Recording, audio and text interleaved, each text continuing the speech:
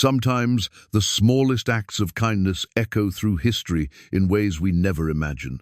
What happens when two forgotten women choose compassion over caution, not knowing their simple decision will shake the very foundations of their world? In the harsh fjords of Norway, Astrid and Brynhild live quiet lives in their remote village. When they find a dying stranger in the snow, they bring him home and nurse him back to health. For days, they share their food and warmth with this silent old man. Then armed warriors arrive, searching for their missing Jarl. The truth changes everything. The frail elder they saved is Jarl Eirik himself, a powerful leader everyone thought was dead. But why would a Jarl test the hearts of two forgotten women? Before we jump back in, tell us where you're tuning in from. And if this story touches you, make sure you're subscribed, because tomorrow I've saved something extra special for you. The fjord village of Eisvik clung to the mountainside like a child to its mother's skirts, houses built of weathered timber and stone that had withstood countless winters. Snow blanketed the steep roofs 3 feet thick, and icicles hung from the eaves like the teeth of some ancient beast. The harbour had frozen solid 2 months ago, trapping the fishing boats in ice so thick a man could walk across it without fear. This was the kind of winter that tested souls, the kind that separated the strong from the weak, the prepared from the foolish. Astrid stood at her window, watching the wind drive fresh snow across the village square. At 45, she carried herself with the bearing of someone who had seen too much and survived it all. Her blonde hair, now streaked with silver, hung in a simple braid down her back. The lines around her green eyes spoke of laughter once, but also of tears shed in the dark hours when no one was watching. Above her hearth hung a battered shield, its painted surface scarred by sword strikes and spear points, a reminder of days when she had been more than just another widow, struggling to survive the winter. The shield had belonged to her, not her husband. That was something the younger villagers didn't understand. They saw a middle-aged woman tending her small flock of goats and chickens, mending nets by lamplight, preserving what little fish the men managed to catch through holes chopped in the harbour ice. They didn't see the shield maiden who had stood in the shield wall at Stamford Bridge, who had fought beside her husband Olaf in 3 clan wars, who had once been summoned to the court of Jarls for her wisdom in matters of war. Olaf had been dead 4 years now, a wound that wouldn't heal, taken in the last skirmish against the Grimson clan over disputed fishing grounds. He had lingered for weeks, and Astrid had nursed him with all the skill she possessed. But some battles cannot be won with courage alone. The fever had taken him on a night much like this one, with the wind howling through the fronts, mountains and snow falling like tears from a grey sky. She touched the iron ring on her finger, simple, unadorned, but precious beyond gold. Olaf had carved it himself from metal salvaged from his first sword, the one that had been broken in his first real battle. Iron doesn't rust when it's loved, he had told her, sliding it onto her finger the night before they sailed to war together. She had never taken it off. A knock at her door pulled her from her memories. She opened it to find Brynhild standing on her threshold, a basket of dried herbs in her arms and concern written across her weathered face. At 42, Brynhild was 3 years younger than Astrid, but her dark hair was already more grey than black, and her brown eyes held depths that spoke of wisdom earned through suffering. She had never married, never borne children, but she had delivered half the babies in the village and had closed the eyes of just as many elders when their time came. The Eriksson baby is worse, Brynhild said without preamble, stepping inside and setting her basket on Astrid's table. The fever won't break, and his breathing grows more laboured. I've tried everything I know, but winter sickness is stronger than summer herbs. Astrid finished, gesturing for her friend to sit by the fire. What does his mother say? What they all say, that the gods are testing us, that we must endure. Brynhild's voice carried a weariness that had nothing to do with physical exhaustion. Sometimes I wonder if the gods test us too much, friend. We're forgotten here, overlooked by the great Jarls who could help us. When did we last see a trading ship? When did anyone of importance remember that Eisvik exists? Astrid poured hot water over pine needles in 2 wooden cups, handing one to Brynhild. The steam carried the sharp, clean scent of the forest, a small comfort in the cold house. We remember ourselves, we endure, we help each other. That's enough. Is it? Brynhild pulled a set of carved stones from her belt pouch, ancient runes marked on smooth river rocks that had been passed down through 5 generations of wise women in her family. She spilled them onto the table with a soft clicking sound. I cast the stones last night, asking for guidance about the winter. The same runes keep appearing. Change, sacrifice, hidden truth revealed. Astrid studied the stones. Though she could not read them as clearly as her friend, the markings seemed to writhe in the firelight like living things. What kind of change? I don't know. But it's coming, and soon. Brynhild gathered the stones back into her pouch. The ravens have been circling more than usual. 3 days ago, I found one dead in the snow near the forest edge. No wounds, no sign of sickness. Just dead, as if it had simply chosen to stop living. Ravens die in winter, Brynhild. Nothing mysterious about that. This one was different. Its eyes were still bright, as if it had seen something. Worth dying for. Brynhild shook her head. I'm probably letting the isolation get to me.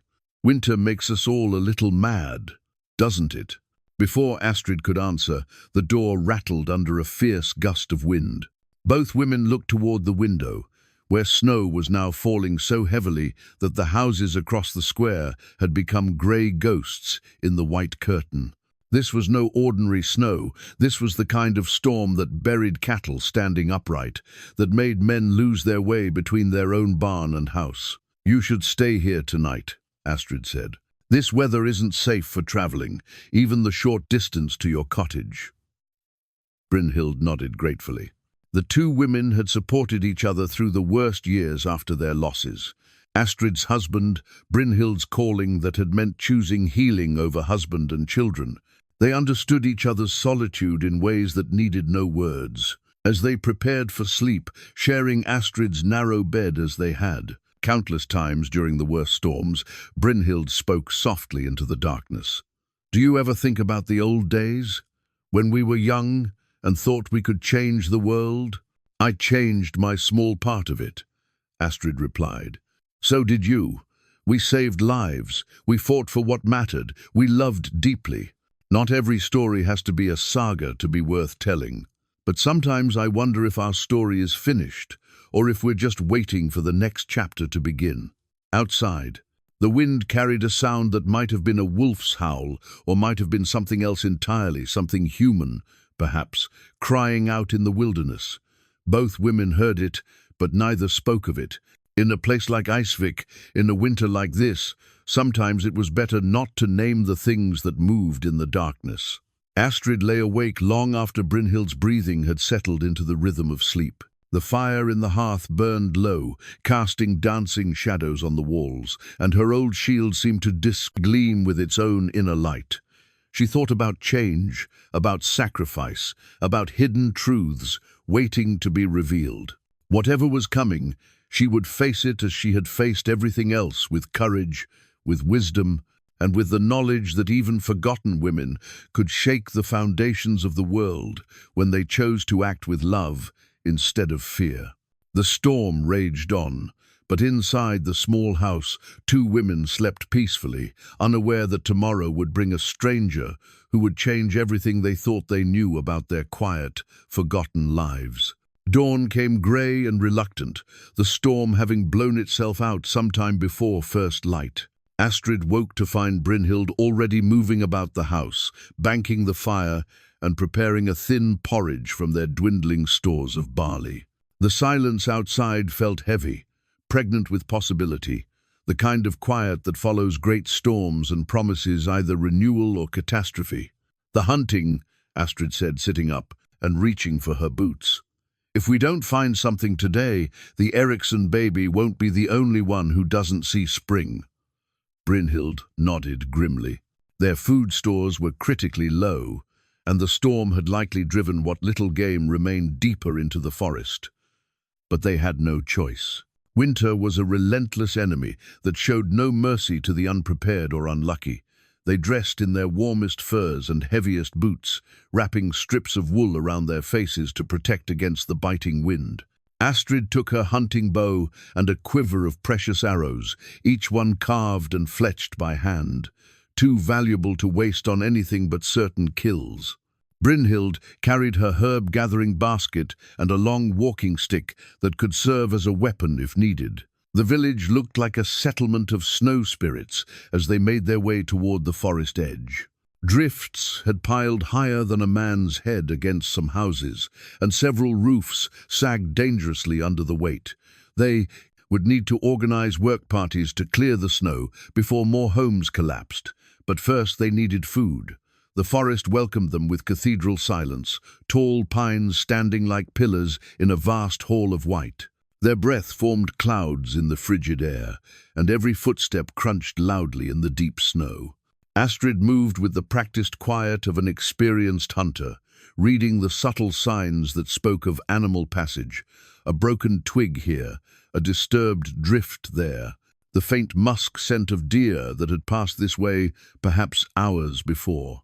They had been tracking for nearly 2 hours when Brynhild stopped suddenly, her hand raised in warning. "Listen," she whispered. Astrid froze, straining her ears.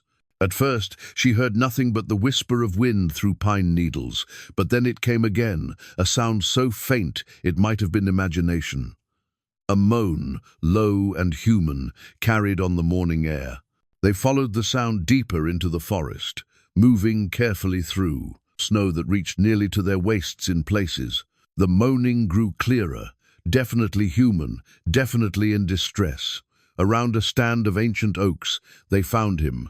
He lay in a natural depression beneath the trees, nearly buried in snow that had drifted over him during the night.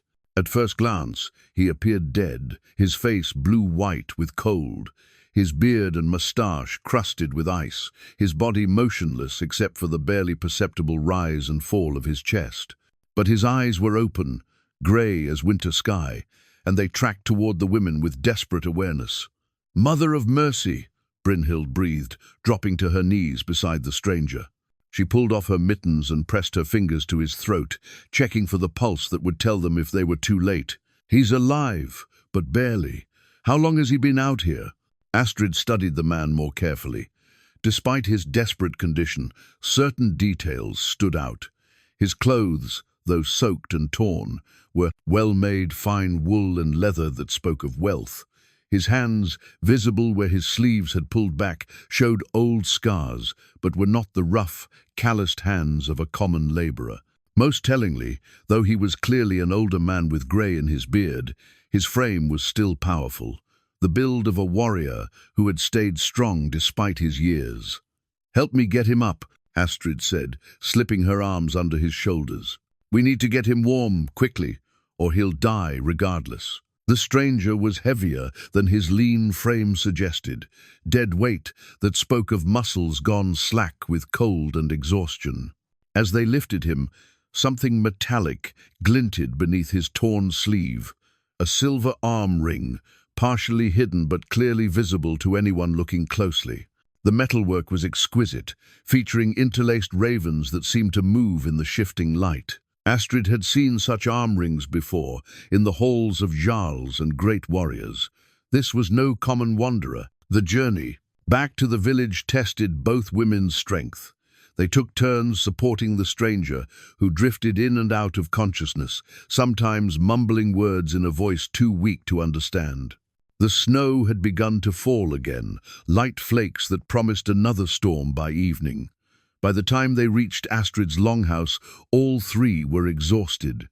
Inside, they worked with practiced efficiency. Brynhild began heating water and preparing warming broths, while Astrid built up the fire and gathered every fur and blanket in the house. They cut away the stranger's wet clothes, revealing more old battle scars across his chest and arms, the marks of a man who had lived through many fights and emerged victorious. "Frostbite on his fingers and toes," Brynhild reported, examining him carefully. Some old injuries that never healed quite right. This man has seen serious combat, probably many times. She looked up at Astrid meaningfully. The question is, what was someone like this doing alone, in the forest during the worst storm of winter? They worked through the day, taking turns watching over their patient. Astrid found herself studying his face during the quiet moments. Even unconscious and half-frozen, there was something commanding about his features, a nobility of bearing that spoke of authority. When his eyes occasionally fluttered open, they were intelligent and alert despite his condition, taking in his surroundings with the careful assessment of someone accustomed to evaluating threats and opportunities. As evening approached, their patience stirred more frequently. When Brynhild offered him sips of warm broth, he drank gratefully but said nothing. His silence was not the silence of confusion or weakness, it was deliberate, the careful quiet of a man who revealed nothing until he chose to do so. "Can you tell us your name?" Brynhild asked gently as she checked his pulse again. "Do you remember what happened to you?" The stranger's grey eyes fixed on her face, studying her with an intensity that made her step back slightly. For a long moment, he said nothing. Then, in a voice rough with cold and disuse, he spoke his first words, "You saved my life." It was not an answer to her question, but it was acknowledgement, gratitude, and something else, evaluation. He was measuring them, testing them in some way that neither woman fully understood. Anyone would have done the same, Astrid said from her position by the fire. The stranger's eyes shifted to her, and she saw something flicker in their depths, surprise, perhaps, or approval. "Would they?" he asked quietly. Throughout the night, they maintained their vigil. The stranger slept fitfully, sometimes speaking words in his sleep that sounded like names or places, but nothing that revealed his identity. Outside, the promised storm arrived with renewed fury, howling around the house like a living thing. But inside, by the warm fire, three strangers, who were no longer quite strangers, shared the ancient ritual of tending to those in need. As Astrid dozed in her chair near dawn, she noticed that whenever she stirred, the stranger's eyes were open, watching, not with suspicion or fear, but with the careful attention of someone making judgments about character and worth. She had the distinct feeling that she and Brynhild were being tested, though for what purpose, she could not begin to guess. When morning came again, the stranger was noticeably stronger, able to sit up with assistance and take solid food. But still, he offered no name, no explanation of how he had come to be dying in their forest. He simply watched, listened, and waited like a man who had learned that patience and observation often revealed more than direct questions ever could. 3 days passed in a rhythm of care and quiet observation. The stranger, who still had not offered his name, grew stronger with each passing hour, but his recovery brought new challenges. Astrid found herself dividing their precious food stores between 3 people instead of 2, watching their dwindling supplies with growing concern. Each bowl of porridge, each piece of dried fish shared with their guest, was one less meal they would have when the worst of winter still lay ahead. She stood before her small larder on the 3rd morning, counting and recounting what remained. 2 weeks of barley at most, perhaps 10 days if they were careful. A handful of dried fish that had to last until the ice broke and the fishing boats could venture out again. Some preserved vegetables that were already beginning to soften with age. The mathematics of survival were simple and unforgiving. "The stores trouble you," the stranger observed from his place by the fire. His voice was stronger now, cultured and clear, with the accent of someone who had traveled widely and spoken with people of many stations. Astrid turned to face him, surprised to find his grey eyes fixed on her with understanding rather than guilt. "Winter always brings its challenges," she said diplomatically. "But you had planned for 2, not 3. And I am no small man, I require more sustenance than you had calculated." He shifted slightly, and she noticed how his movements were becoming more fluid, less hampered by the stiffness of his ordeal. "You could turn me out, send me to find my own way. It would be the practical choice." The suggestion hung in the air between them like a challenge.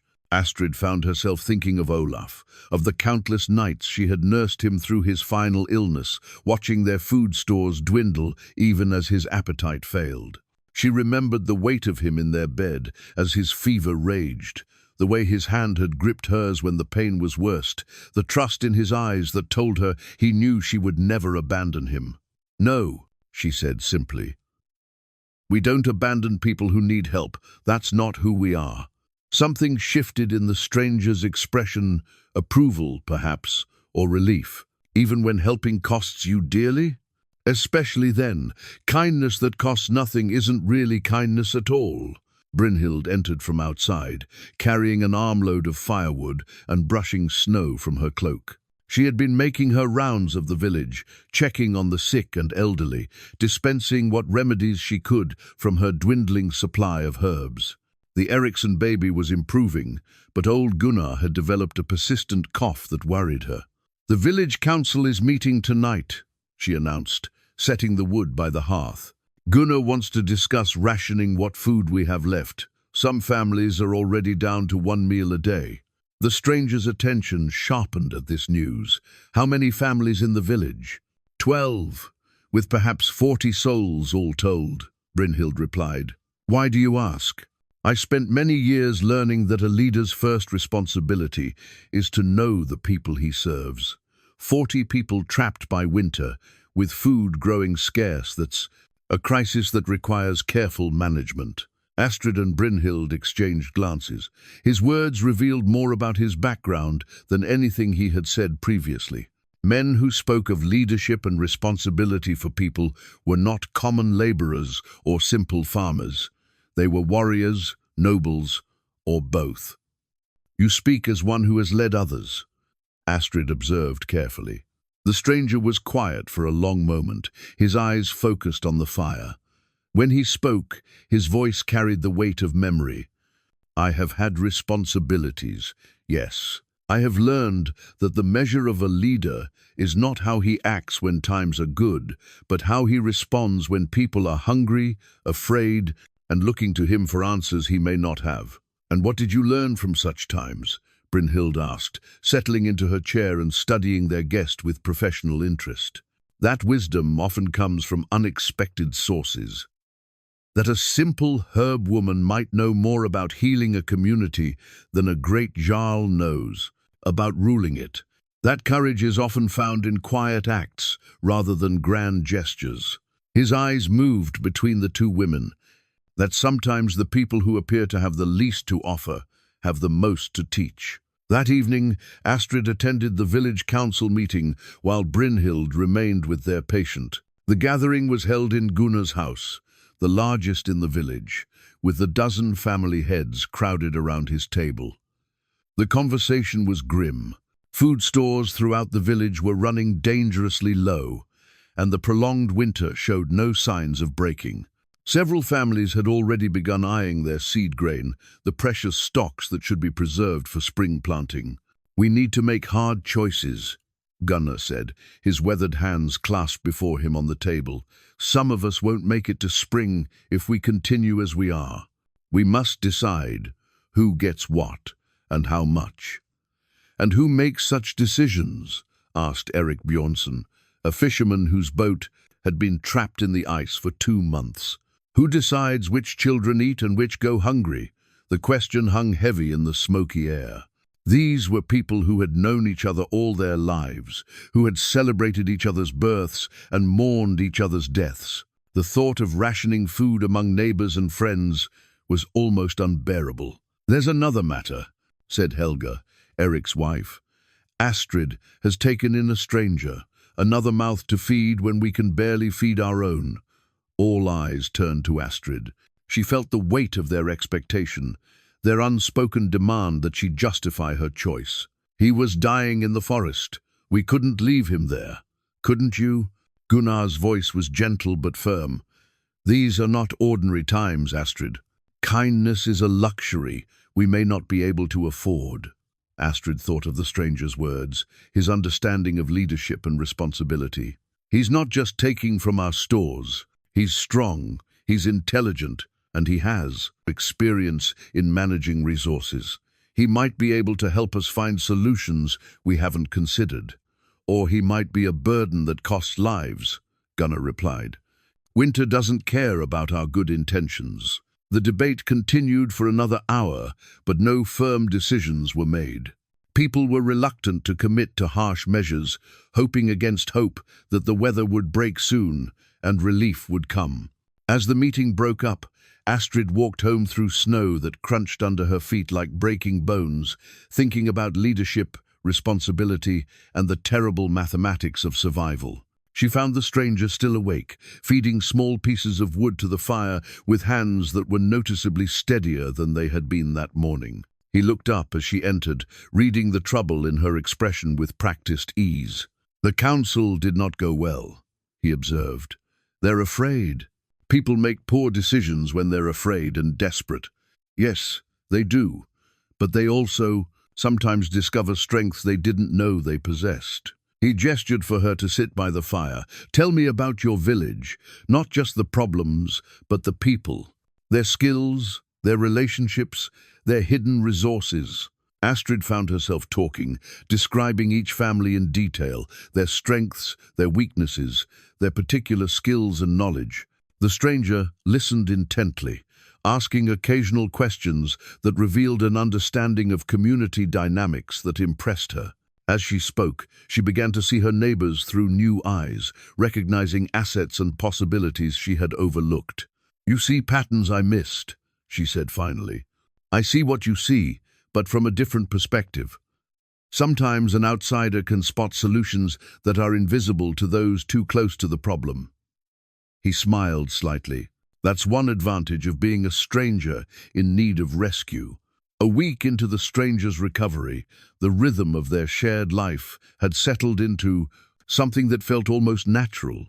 He woke before dawn each day, building up the fire and heating water for the morning meal, moving with the quiet efficiency of someone accustomed to caring for others as well as himself.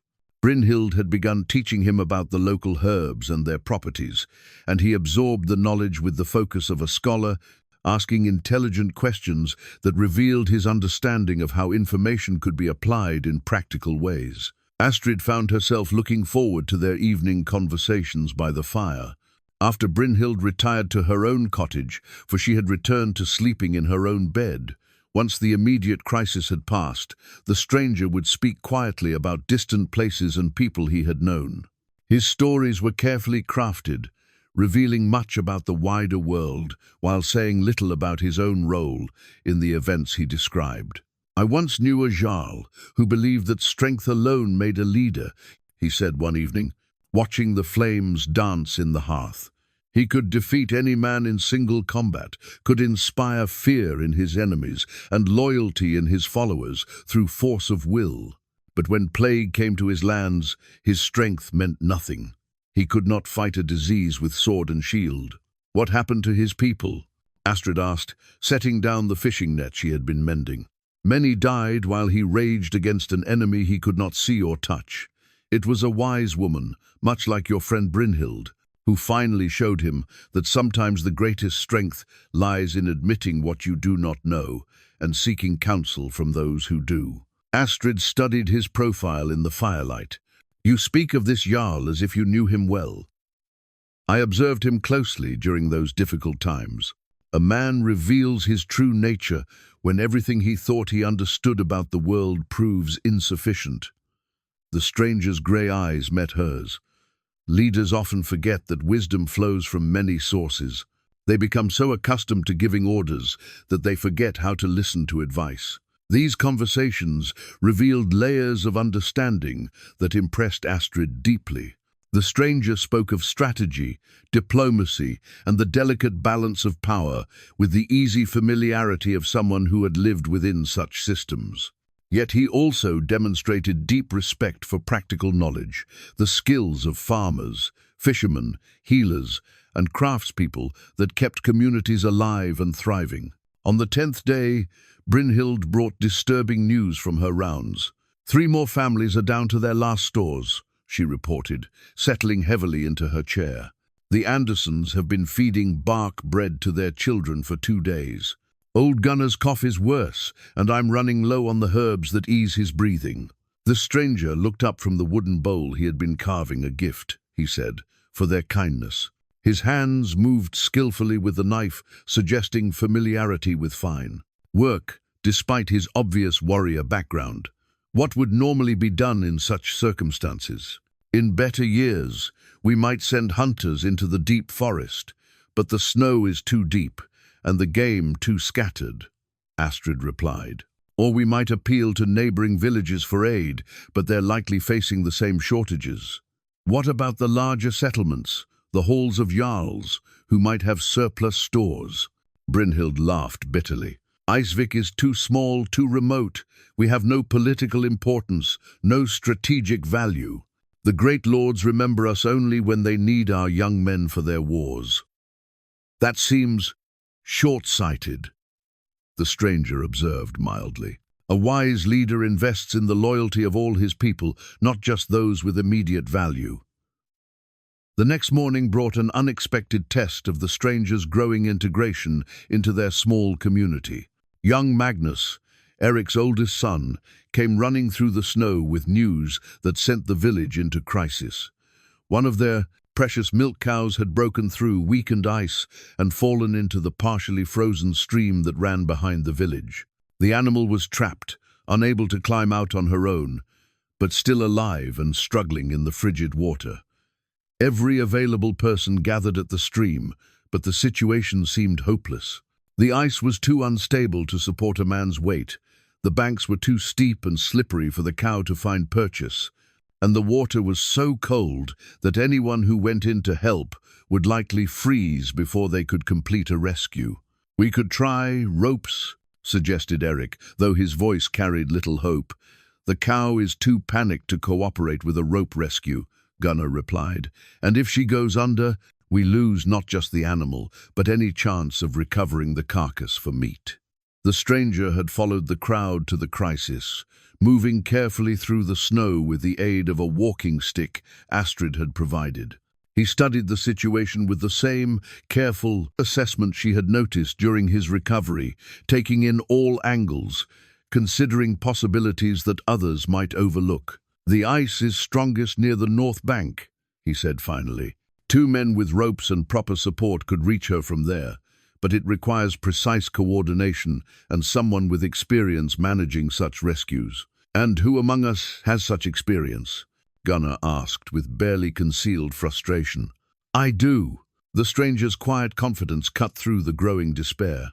"I've managed similar situations during winter campaigns. The principles are the same whether you're rescuing cattle or warriors who've fallen through ice during river crossings." What followed was a masterful display of leadership and tactical thinking. The stranger organized the rescue with calm efficiency, positioning people at crucial points, directing the use of ropes and planks to distribute weight safely across the ice.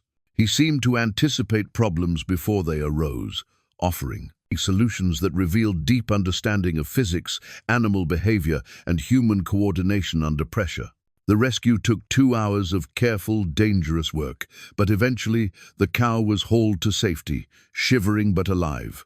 The villagers erupted in celebration not just for the saved animal, but for the demonstration that their problems were not necessarily insurmountable when approached with knowledge and systematic thinking. "How did you learn such things?" Eirik asked as they walked back to the village, the rescued cow walking unsteadily between them. "Experience teaches many lessons to those willing to learn them," the stranger replied. "I've found that most problems have solutions if you approach them with patience and the right knowledge." That evening, Astrid watched their guest with new eyes. His intervention had saved not just the cow, but potentially several lives. The milk and eventual meat would help stretch their food supplies significantly.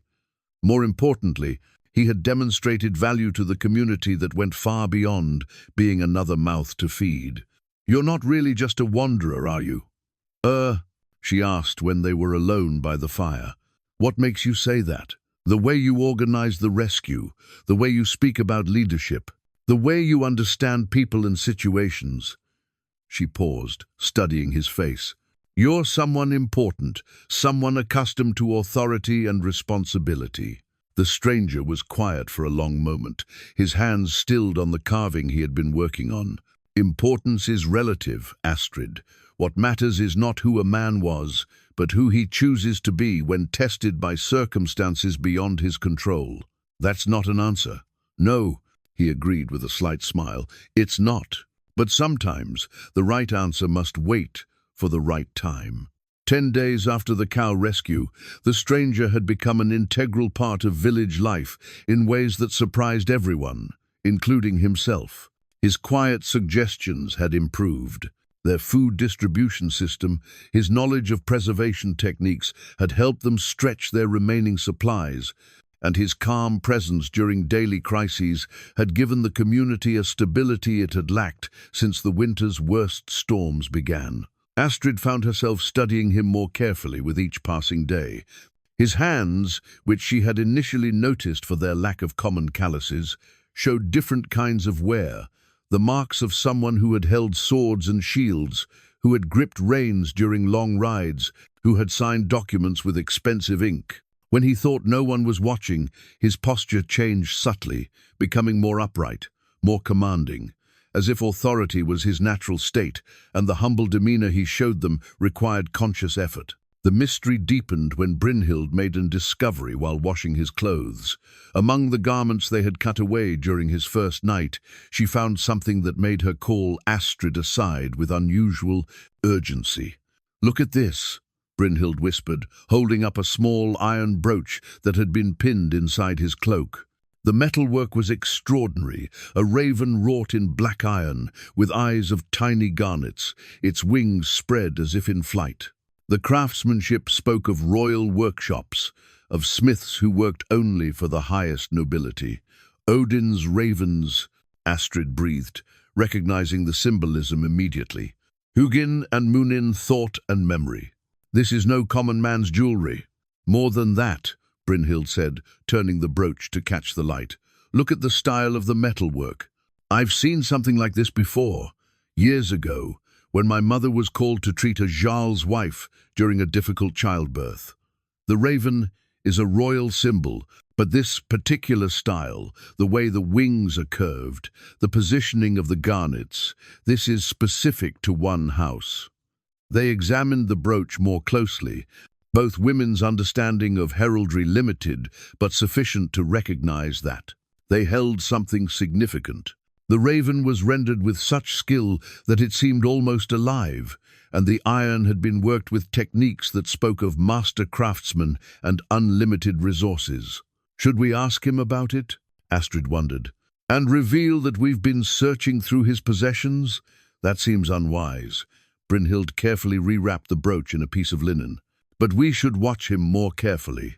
If he truly is nobility, there may be reasons beyond simple wandering that brought him to our forest in winter." Their opportunity for closer observation came that very afternoon, when a crisis erupted that tested the stranger's true nature more thoroughly than any previous challenge. A dispute had broken out between two families over the distribution of grain from their common stores. The Eriksons claimed that the Andersons had taken more than their fair share, while the Andersons insisted they had only taken what was needed to keep their youngest children from starving. The argument had escalated beyond mere words by the time Astrid and the stranger arrived at the village center. Erik Bjornsson stood face to face with Nils Andersson, both men's hands hovering near the knives at their belts, while their wives and children watched with growing fear. This was exactly the kind of desperate conflict that could tear a small community apart when resources grew scarce. "Enough!" The stranger's voice cut through the shouting with such authority that both men stopped mid-sentence and turned toward him. "This accomplishes nothing except to waste energy you need for survival." "This is none of your concern, stranger," Erik snapped, though his hand moved away from his knife. "You've been here barely 2 weeks. You don't understand our situation. I understand desperate people making poor decisions that will hurt everyone involved," the stranger replied calmly. "I also understand that both families have legitimate needs, and that Fighting over insufficient resources helps no one. What followed was a masterclass in conflict resolution. The stranger listened to both sides with patience and careful attention, asking questions that revealed not just the immediate dispute, but the underlying fears and pressures driving it. He spoke to each family separately, then brought them together for a discussion that focused on solutions rather than blame. The real problem is not who took what, but how to ensure everyone survives until spring, he said finally. Eirik, your family has skills in ice fishing that could help feed everyone. Nils, your wife knows more about making nutritious meals from limited ingredients than anyone in the village. Instead of fighting over what little we have, why not work together to find more? The solution he proposed was elegant in its simplicity. The families would combine their efforts, the Eriksons sharing their fishing knowledge and equipment in exchange for the Andersons' expertise in food preparation and preservation. Other families would contribute their own specialized skills, creating a more efficient system for survival than the individual struggles they had been maintaining. As Astrid watched him facilitate this discussion, she saw something that convinced her beyond doubt of his true nature. The way he naturally took charge, the deference people showed him despite his status as an outsider, the sophisticated understanding of human psychology he displayed. These were not the traits of a common man, no matter how intelligent or experienced. But more than his noble bearing, she was struck by his genuine care for people he barely knew. He could have remained silent, avoiding involvement in village disputes that might make enemies. Instead, he had stepped forward to help, using his obvious skills for the benefit of a community that had no claim on his loyalty beyond their simple kindness to a stranger in need. That evening, as they sat by the fire sharing, a meal made more satisfying by the knowledge that tomorrow would bring organized cooperation instead of desperate competition, Astrid decided to probe more directly. You handled that dispute like someone accustomed to such responsibilities, she observed. Conflict resolution is a skill that proves useful in many situations, he replied non-committally. Yes, but you did more than resolve conflict. You led them to a solution they couldn't see themselves. That requires not just skill, but experience in leadership. The stranger set down his wooden spoon and looked at her directly. For a moment, she thought he might finally reveal something meaningful about his identity. Instead, he asked a question that turned the conversation in an unexpected direction. What do you think makes a good leader, Astrid? In your experience, what qualities matter most when people's lives depend on the decisions being made? Wisdom, she said immediately. The ability to see beyond immediate problems to longer-term solutions. Courage to make difficult decisions, but most importantly, genuine care for the people being led. And if someone possessed those qualities but had also made mistakes, serious mistakes that cost lives and brought suffering to innocents, would that disqualify them from leadership? The question carried such weight that Astrid knew they were no longer speaking hypothetically. Everyone makes mistakes. The measure of a person is not whether they avoid all errors, but how they respond when their choices cause harm. Even if the mistakes were born of pride, of believing that strength and authority alone were sufficient for leadership. Especially then, pride can be overcome if a person is willing to learn from their failures. She studied his face in the firelight. Why do you ask? Because wisdom often comes too late to undo the damage caused by its absence. And sometimes a man must live with the consequences of his failures long after he has learned better ways.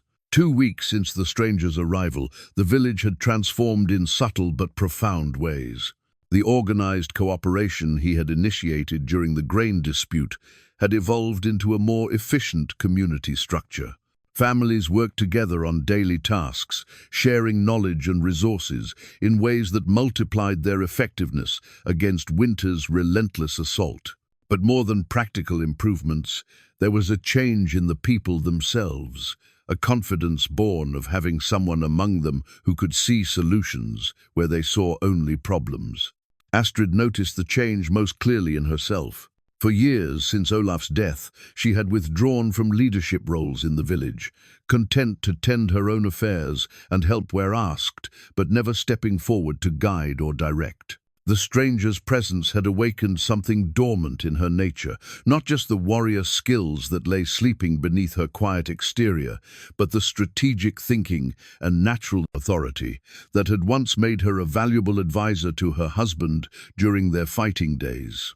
She found herself anticipating problems and organizing solutions, speaking up during village discussions with a confidence she had forgotten she possessed.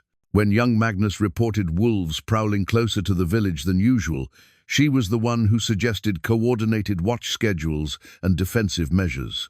When the widow Sigrid's roof began sagging under snow load, Astrid organized a work party before anyone asked her to do so.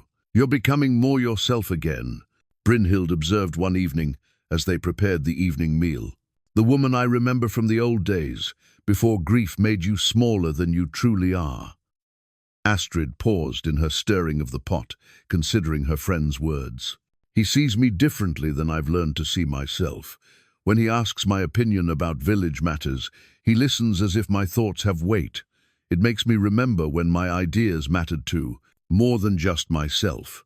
"And what do you think of that?" "I think I had forgotten how good it feels to be useful for more than just my ability to mend nets and tend goats." Astrid smiled slightly. "Though I also think our mysterious guest is very carefully drawing out qualities in all of us that serve his purposes." "What purposes might those be?" Before Astrid could answer, the door burst open with a violence that sent both women reaching for weapons that weren't there. Magnus stumbled inside, his face pale with terror and his clothes torn from running through the forest. "Wolves," he gasped, struggling to catch his breath. "A pack, at least 8 of them. They've killed 2 of Eriksson's goats and they're circling the village. Bold as anything, like they're not afraid of us anymore." The stranger was on his feet before Magnus finished speaking, his entire demeanor shifting into something Astrid had not seen before. The careful humility fell away, like a discarded cloak, revealing the natural authority that had been hidden beneath. "How long ago?" he asked, with crisp efficiency. "Just now. Father sent me to warn everyone, while he and the others tried to drive them off. Astrid, gather every able-bodied person with weapons. Brynhild, see to the children and elderly, get them into the most secure houses, and keep them there." The stranger was already moving toward the door. "Magnus, show me exactly where you saw them."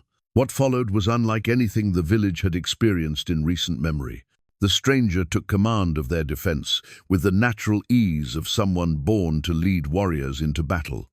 He assessed their resources quickly, counting fighters, evaluating weapons, determining the best defensive positions, and organized them into a coordinated response that transformed a panicked group of farmers and fishermen into something resembling a military unit. Astrid found herself at his right hand as they approached the area where the wolves had been sighted. Her old battle instincts awakened fully for the first time in years, and she moved with deadly purpose that surprised even herself. The stranger noticed her transformation and nodded approvingly. "You fight like someone with experience," he said quietly, as they took position behind a stone wall that offered good sightlines across the area where livestock were kept. "I wasn't always a widow tending goats," she replied, checking the edge on her long knife. "Once I stood in shield walls and helped plan raids against enemy strongholds." "I thought as much. Your husband was fortunate to have such a warrior beside him." The wolves appeared just as the sun touched the western mountains. 8 lean shapes, moving with the confident hunger of predators who had learned that humans were not as dangerous as they pretended to be.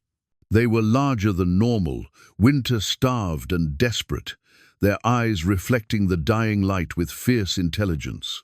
The strangers' tactical brilliance became evident as the confrontation unfolded. Instead of a chaotic melee that might result in injuries or deaths, he had positioned people to drive the wolves toward a narrow defile where superior numbers could be brought to bear safely.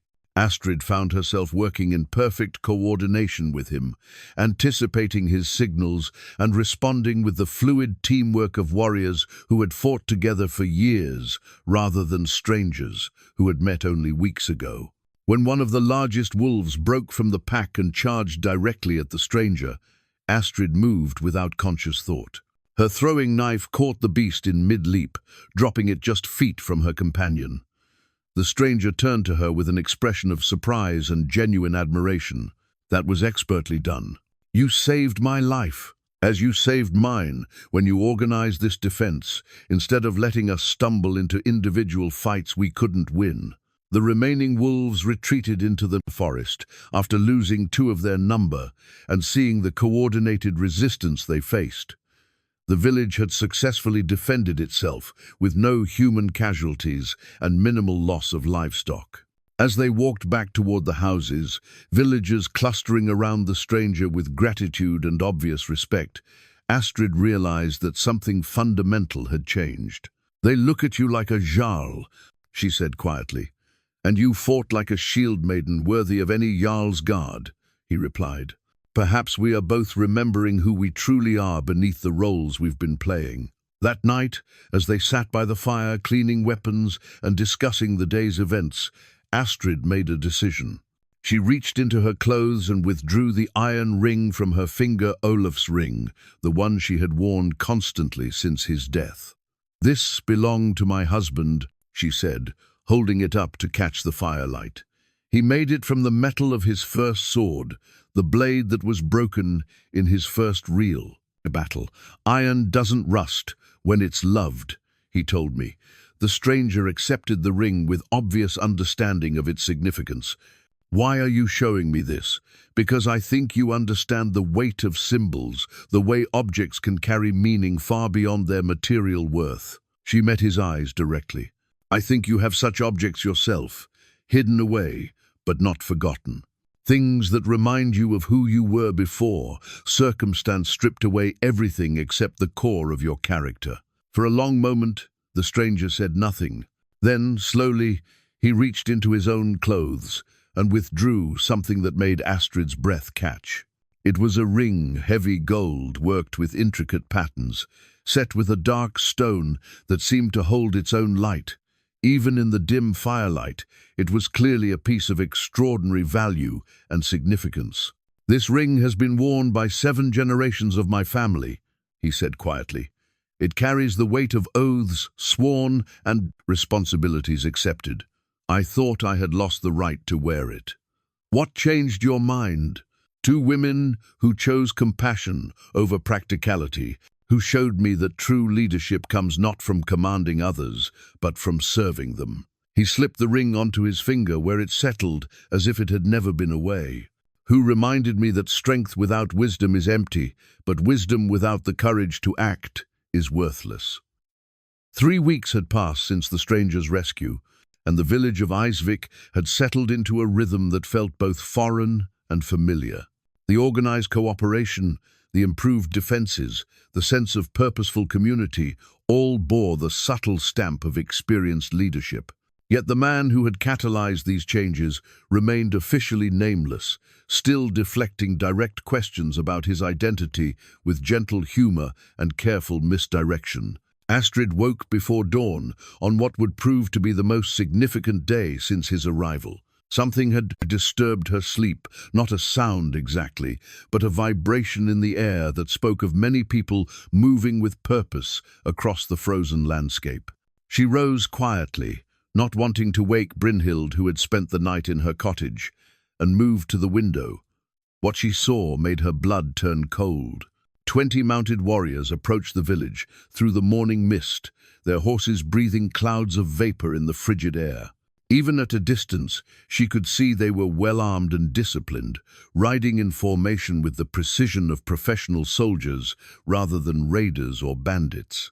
These were not men who had come for easy plunder. They moved like hunters who knew exactly what they sought. The stranger was already awake, standing at his own vantage point by the eastern window. His entire bearing had changed in the moments since the riders became visible.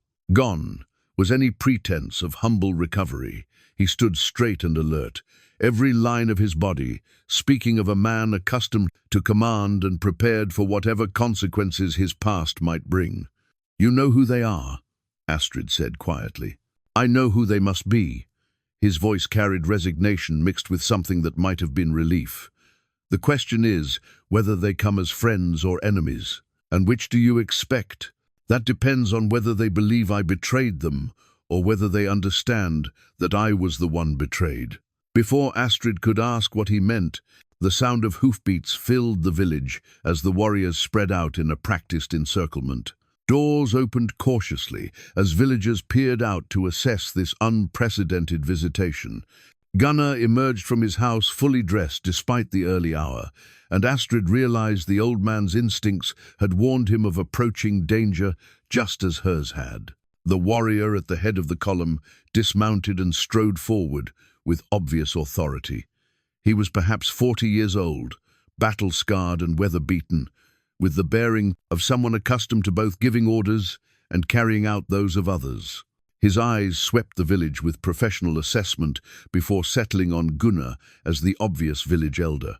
"I am Captain Bjorn Ironhand, in service to Jarl Eirik Ravencrest," he announced in a voice that carried clearly through the cold air.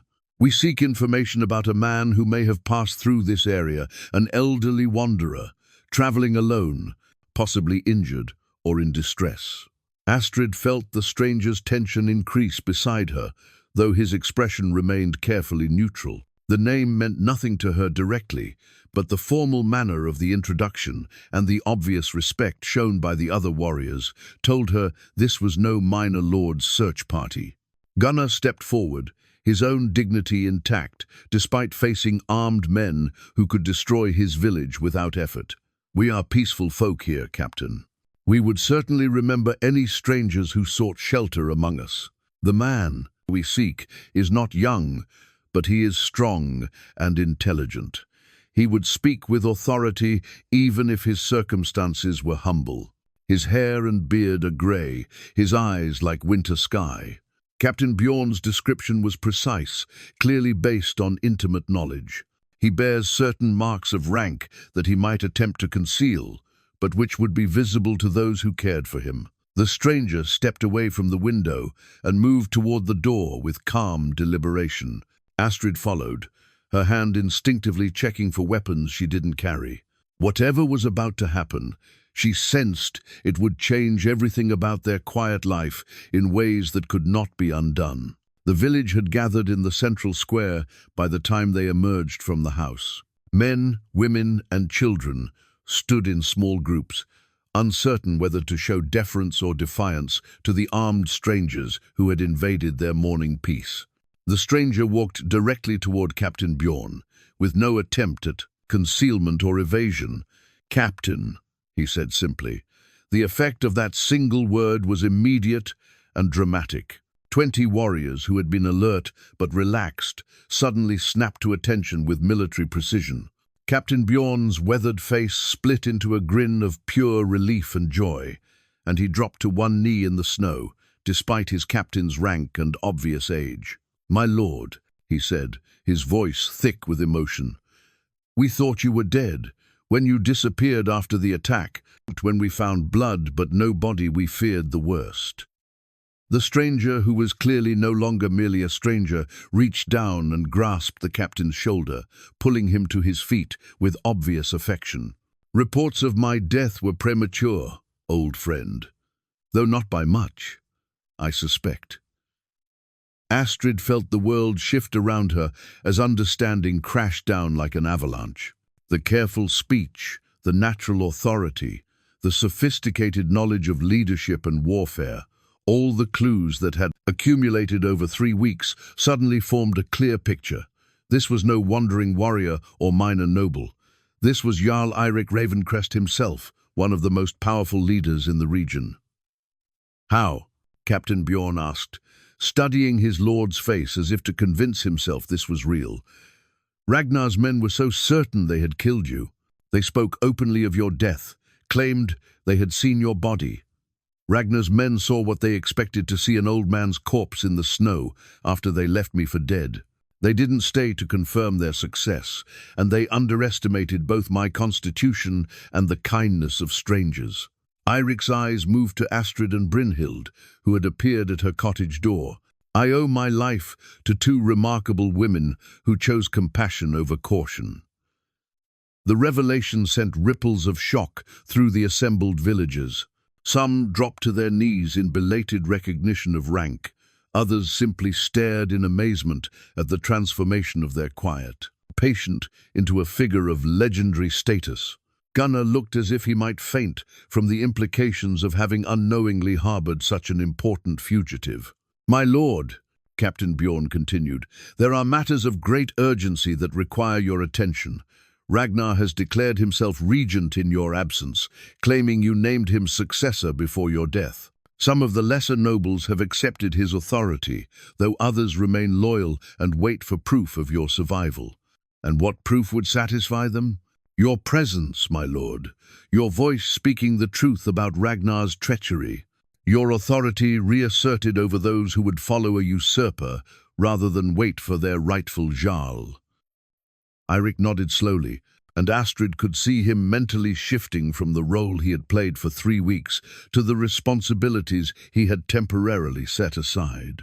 Yet when he looked at her and Brynhild, his expression carried something beyond mere gratitude, a recognition that his time in Eisvik had changed him in ways that would affect how he approached those responsibilities. "There is more you should know, my lord," Captain Bjorn said, his voice dropping to a more private tone. "Your disappearance has created opportunities for our enemies. The Grimson clan speaks of pressing their territorial claims while you were absent. There are rumors of alliance between Ragnar and Jarls, who have always envied your holdings. Then we must move quickly to counter such rumors." Eirik's voice carried the ring of command, but he raised it so all the villagers could hear. "But first, there are debts of honor that must be acknowledged. Captain, these people saved my life when they had every reason to turn away a stranger who might bring them trouble. They shared their food when they had little, their warmth when fuel was precious, their care when they knew nothing of who I might be." He turned to address the village directly, his natural authority now visible to all. "You have shown me hospitality without expectation of reward, courage without knowledge of rank, and wisdom without formal education. These are the qualities that make a people worthy of protection and support." The formal pronouncement carried weight that every villager understood. This was not merely gratitude, it was a Jarl's oath of obligation, binding him and his successors to remember Eisvik's service. But Astrid found herself focused not on the political implications, but on the personal transformation she witnessed. The man who had shared their fire and listened to their troubles was still present beneath the Jarl's authority. The kindness, the thoughtful questions, the genuine concern for their welfare, none of that had been pretense. If anything, his time among them had deepened qualities that would make him a better leader. "What happens now?" she asked quietly, though her voice carried in the sudden silence. Eirik's grey eyes met hers with understanding of what she was really asking. Would he simply ride away, returning to his great hall and leaving them with nothing but memories of an extraordinary winter? Or had the past 3 weeks created bonds that would survive the return to normal hierarchies of power and status? "Now," he said with a slight smile that reminded her of their evening conversations by the fire, "I discover whether the lessons learned in this village can be applied to the larger responsibilities of leadership, and whether two remarkable women might consider sharing their wisdom with a Jarl who has finally learned the value of genuine counsel." The news of Jarl Eirik's survival spread through the region like wildfire across dry thatch. Within hours of Captain Bjorn's arrival, messengers rode out in all directions, carrying word that would reshape the political landscape. Some bore official proclamations declaring Eirik's return and denouncing Ragnar's usurpation. Others carried more subtle communications, coded messages to loyal nobles, warnings to potential enemies. and careful inquiries to those whose allegiances remained uncertain. Astrid stood at her window watching the controlled chaos in the village square, where Eirik's warriors had established a temporary command center. Maps were spread on makeshift tables, scouts reported intelligence about enemy movements, and a steady stream of local informants provided updates on the shifting loyalties of neighboring settlements. The quiet village that had known only the rhythms of fishing and farming had suddenly become the focal point of regional politics.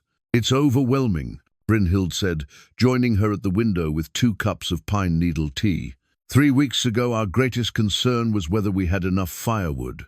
Now we're watching the fate of kingdoms being decided in our square." "Not kingdoms," Astrid corrected thoughtfully.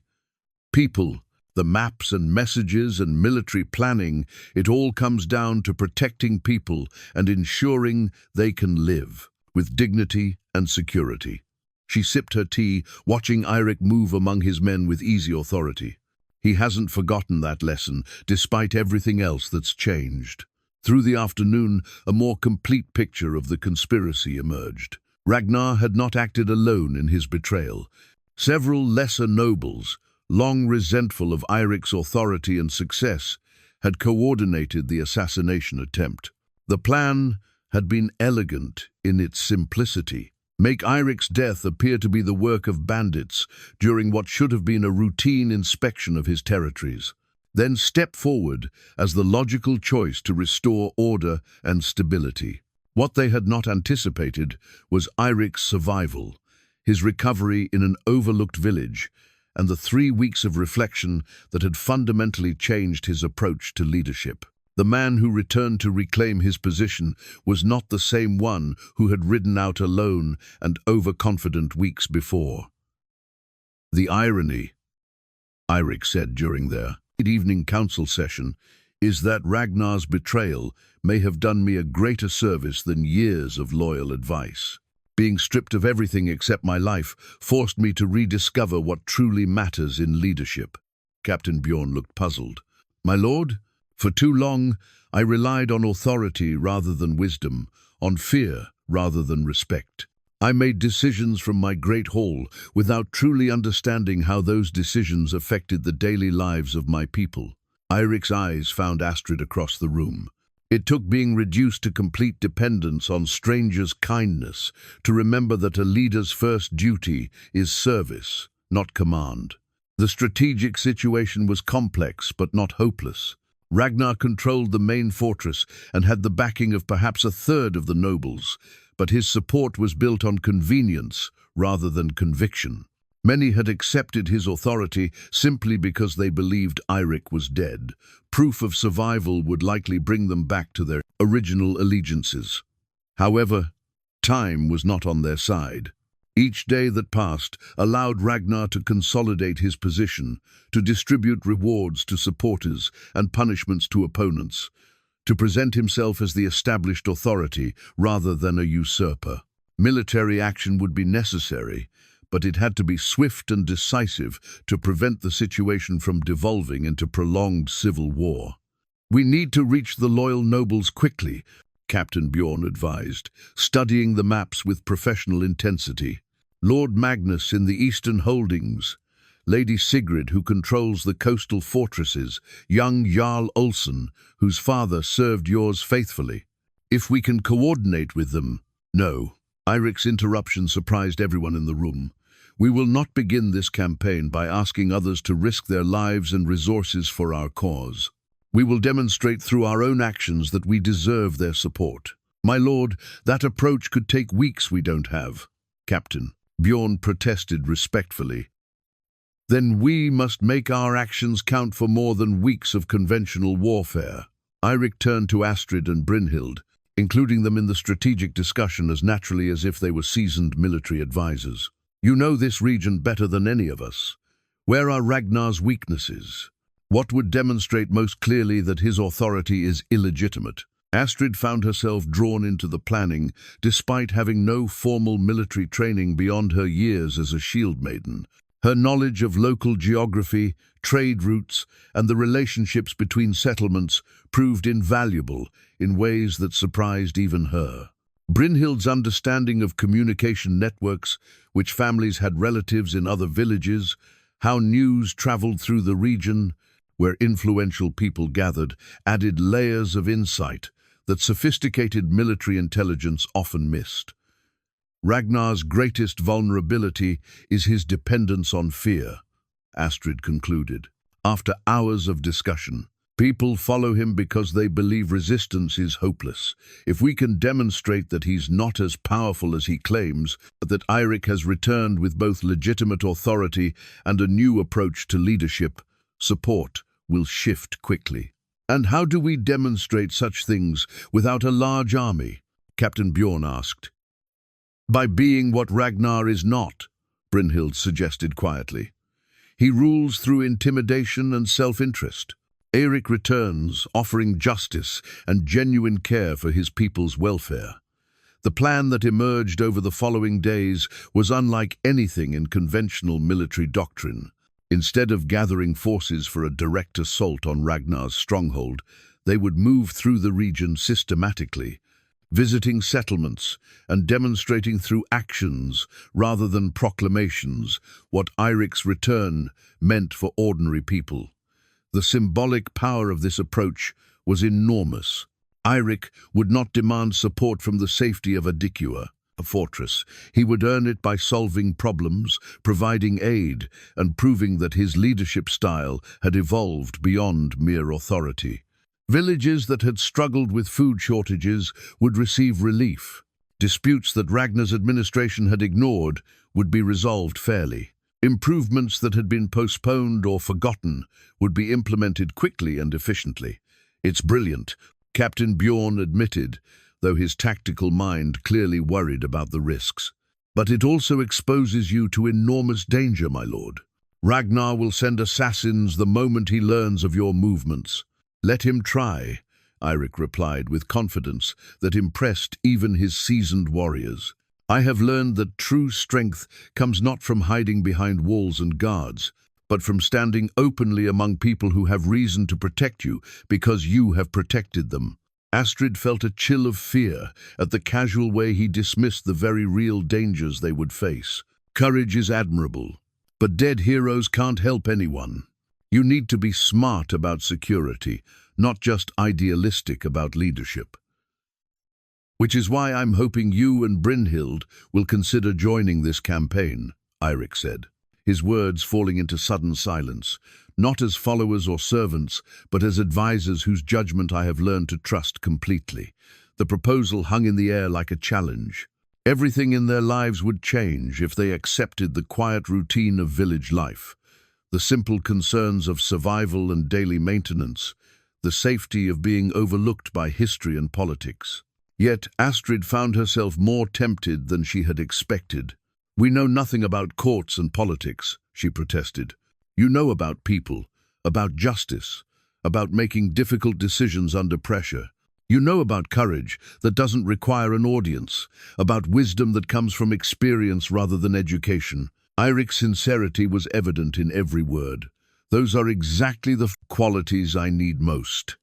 Brynhild looked thoughtful. "The village will be protected and provided for regardless of your decision," Eirik assured her.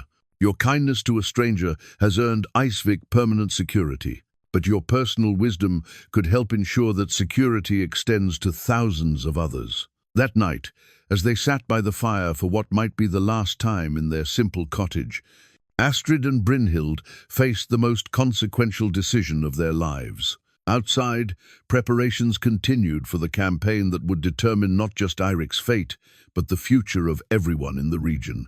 "Are you afraid?" Brynhild asked quietly. "Terrified," Astrid admitted, "but also more alive than I've felt since Olaf died. For 3 weeks, I've remembered what it feels like to be useful for more than just daily survival. To have my thoughts matter, my skills valued, my judgment trusted. The comfortable life or the meaningful one," Brynhild mused. "Not much of a choice, when you put it that way." They sat in contemplative silence, watching the flames dance and thinking about destiny, choice, and the strange ways that small acts of kindness could reshape entire worlds. Tomorrow would bring their answer, and with it, the beginning of an adventure that would test everything they thought they knew about themselves. In the square outside, Eirik stood among his maps and messengers, planning a campaign unlike any in memory. But his eyes kept drifting toward the cottage, where two remarkable women wrestled with a decision that would determine whether his revolution in leadership had the guidance it needed to succeed. Dawn brought their answer. Astrid and Brynhild emerged from the cottage dressed for travel, their few precious possessions packed in simple bundles.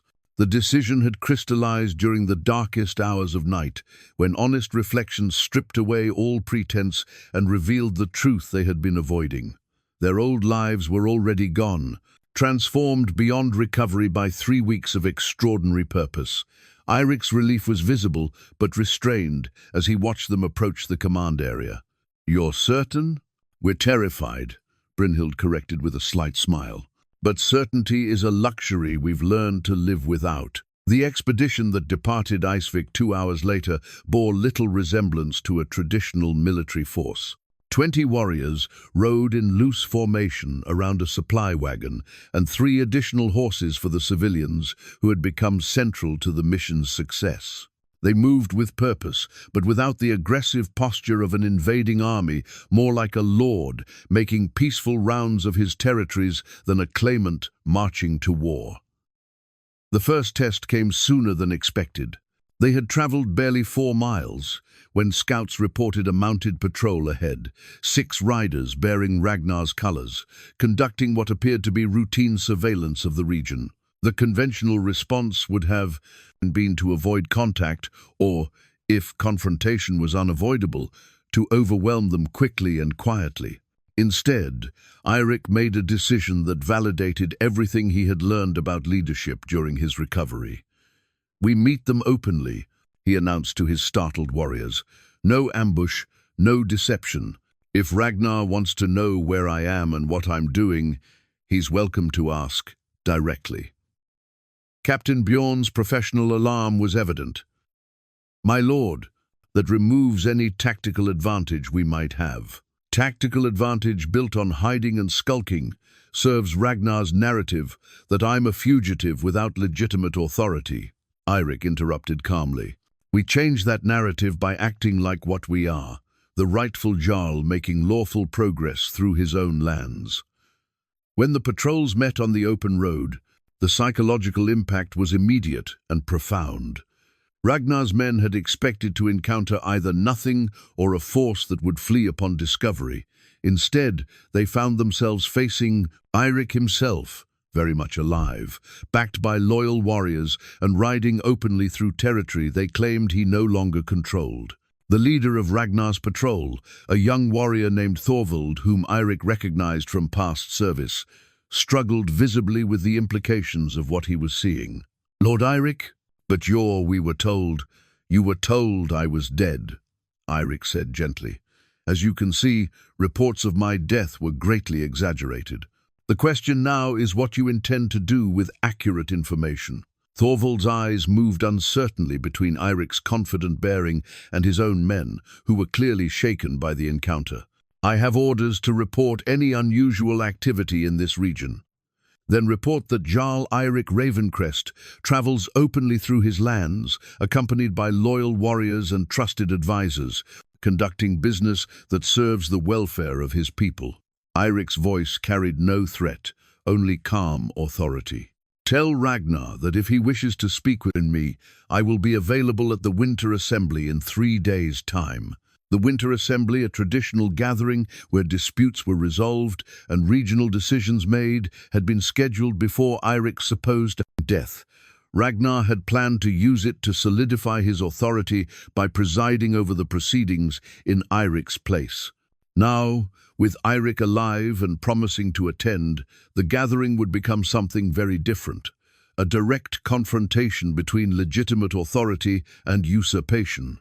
After Thorvald's patrol departed to carry their stunning news, the expedition continued toward their first planned stop, the village of Ironwood, where food shortages had reportedly reached critical levels. The journey gave Astrid time to observe how Eirik's leadership style had evolved during his recovery.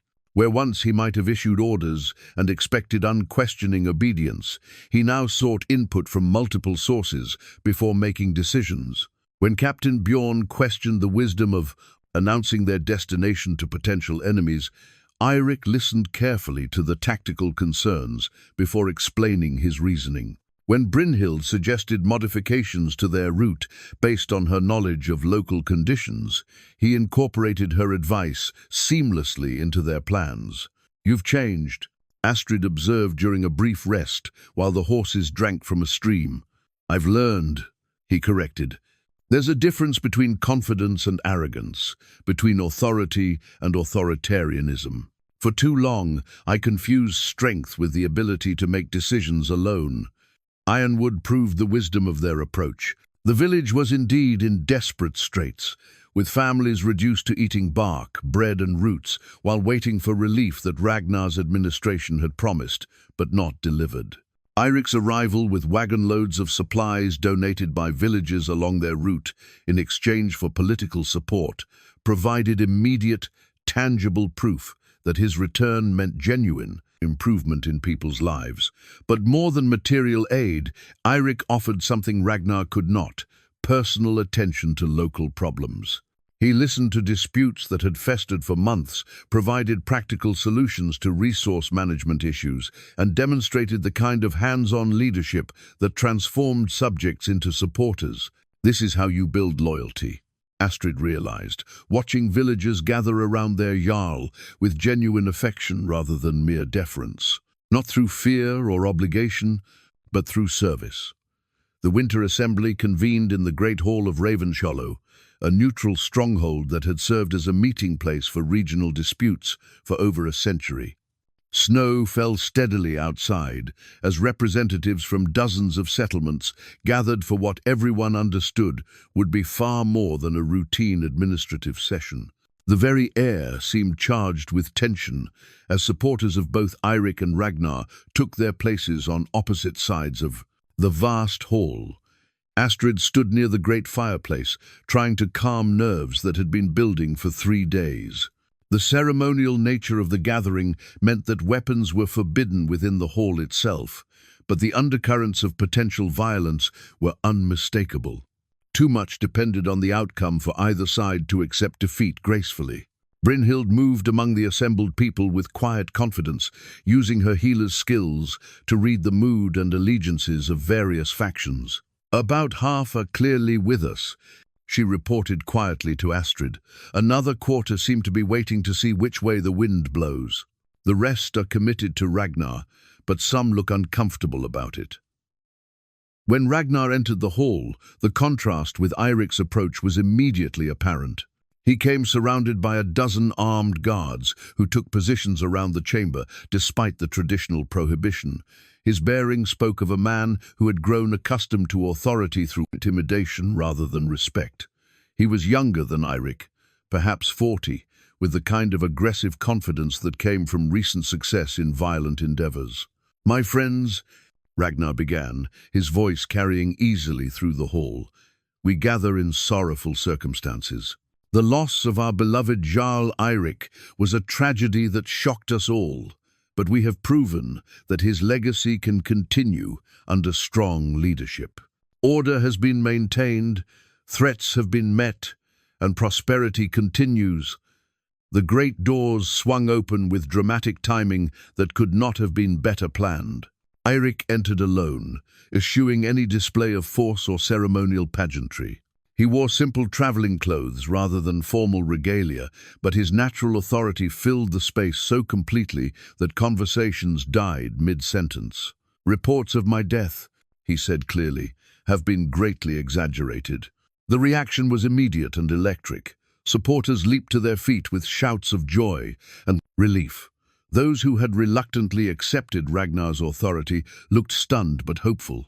Ragnar himself went pale, his carefully prepared speech forgotten as he faced the impossibility of Eirik's survival. "You were betrayed, left for dead in the wilderness, and presumed lost forever," Eirik continued, walking slowly toward the center of the hall.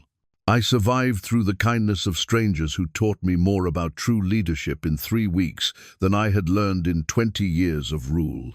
The accusation hung in the air like a blade.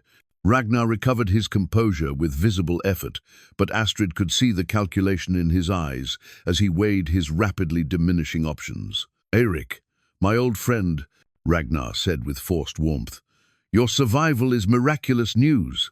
But surely you understand that in your absence, decisions had to be made, authority had to be exercised, authority seized illegally based on lies about my death." Eirik corrected firmly. "Authority exercised, without regard for the welfare of the people it claimed to serve." What followed was unlike any political confrontation Astrid had ever witnessed. Instead of accusations and counter-accusations, Eirik methodically presented evidence of how governance had actually functioned during his absence. Villages neglected, while Ragnar consolidated power. Promises broken when they proved inconvenient. Resources diverted to reward supporters rather than address genuine needs. But more powerful than any specific accusation was the simple fact of Eirik's presence. He stood before them, transformed, still commanding, still strong, but tempered by wisdom and humility that had been absent before his ordeal. When he spoke of serving rather than ruling, of listening rather than commanding, his words carried the weight of lived experience rather than empty rhetoric. "The question before us is not who has the legal right to lead," Eirik said finally, "but who will actually serve the interests of the people. I propose we settle this matter according to ancient custom, trial by combat, with the victor's legitimacy confirmed by the gods themselves." The proposal sent a ripple of excitement through the assembly. Trial by combat was rarely invoked in modern times, but it carried enormous symbolic weight and provided a clear resolution that even Ragnar's supporters would be bound to honor. Ragnar's hesitation was brief but telling. He was younger and had been preparing for war while Eirik recovered from near death. But he also understood that rejecting the challenge would effectively concede his illegitimacy before the entire assembly. "I accept," he said finally, his voice carrying forced confidence. "The gods will vindicate the righteous." As the two men prepared for combat that would determine the fate of the region, Astrid felt Brynhild's hand slip into hers. They had come so far from their quiet cottage in Eisvik, but the outcome still balanced on the edge of a blade. Everything they had worked toward, everything Eirik had learned about leadership and service, would be decided by strength and skill in the ancient way. The crown of antlers that symbolized legitimate authority sat on a table between the combatants, waiting to crown either a usurper or a jarl, reborn through trial and wisdom. 6 months had passed since the winter assembly, and spring had brought changes to the fjord region that went far beyond the melting of snow and ice. From her position on the terrace of Eirik's great hall, Astrid could see the harbour of his stronghold bustling with activity that spoke of renewed prosperity and confidence. Ships arrived weekly with trade goods, diplomatic envoys, and reports from settlements throughout the region. The trial by combat had ended as Eirik's supporters had hoped, but not as they had expected. The fight itself had been fierce but brief. Ragnar's younger strength balanced against Eirik's superior experience and the righteousness of his cause. When Ragnar fell, struck down by a blow that was both skillful and merciful, the assembly had erupted in affirmation of legitimate authority restored. But what happened next had surprised everyone present. Instead of executing the traitor according to ancient custom, Eirik had offered mercy. Ragnar was stripped of rank and property but allowed to live, exiled to distant lands, with the warning that return meant death. The decision had sparked controversy among some supporters who favored harsher justice, but it had also demonstrated the fundamental change in Eirik's approach to leadership. "You're brooding again," Brynhild observed, joining Astrid on the terrace with 2 cups of mulled wine. "What troubles you on such a beautiful day?" "Not troubled." "Exactly." Reflecting, Astrid accepted the wine gratefully, savoring the warmth and the blend of spices that spoke of trade connections restored and prosperity returning. I was thinking about how much has changed since that morning we found a dying stranger in the snow. The changes were evident everywhere they looked. The great hall itself had been reorganized to reflect Eirik's new philosophy of governance.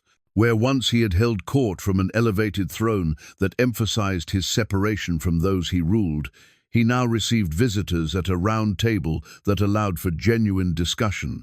The weekly assemblies where common people could bring concerns directly to their Jarl had become a cornerstone of regional administration. "Sometimes I miss the simplicity of our old life," Brynhild admitted. "Tending gardens, healing simple ailments, worrying about nothing more complicated than whether we had enough firewood." "Do you regret coming with him?" "Never," the answer came without hesitation. "But I understand now why some people choose small lives.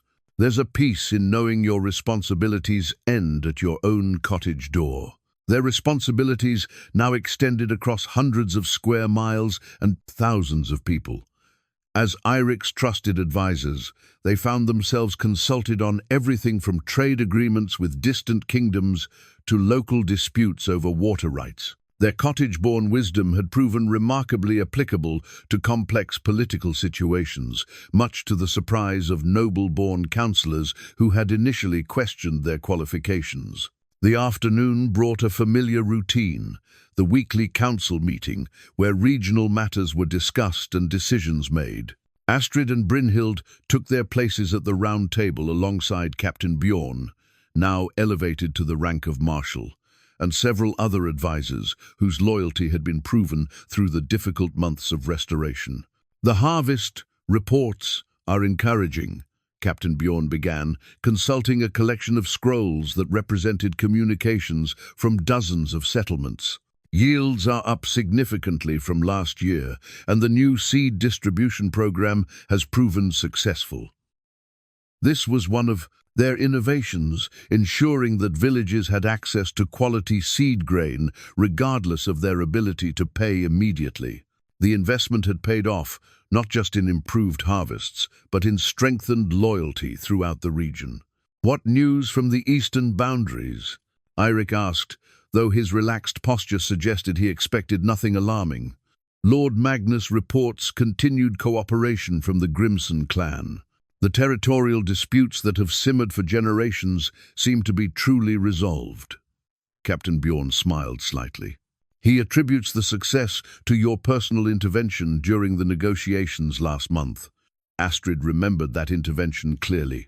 Instead of imposing a settlement from above, Eirik had spent weeks living among both clans, understanding their concerns and helping them craft an agreement that addressed underlying issues rather than just immediate symptoms. It was exactly the kind of hands-on leadership that had emerged from his time in Icevik.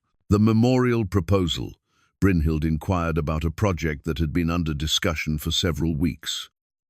"Approved by unanimous vote of the village council," Eirik replied with obvious satisfaction. "Construction begins next month." The memorial was to be built in Icevik, a stone monument recognizing the village's role in sheltering their Jarl and demonstrating that even the smallest acts of kindness could reshape history. But more than symbolic recognition, the memorial represented tangible improvements to the village. A new harbour, better roads, and connections to regional trade networks that would ensure prosperity for generations. "There's something else," Eirik said, as the formal business concluded. "Something I've been considering for several weeks now." He reached into his robes and withdrew a familiar object, a tapestry that had been commissioned to commemorate their unusual story. The weaving depicted the rescue scene in the forest, but also showed the larger consequences that had flowed from that simple act of mercy.